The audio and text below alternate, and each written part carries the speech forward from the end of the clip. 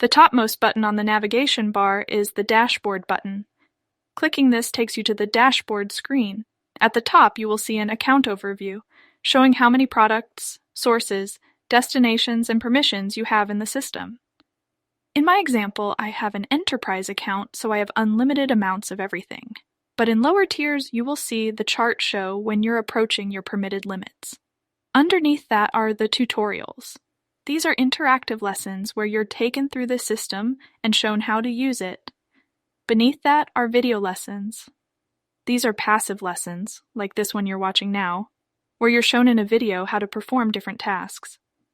In coming months, the screen will feature user customizable graphs and charts, so you can keep track of what your data is doing. That's it for this lesson.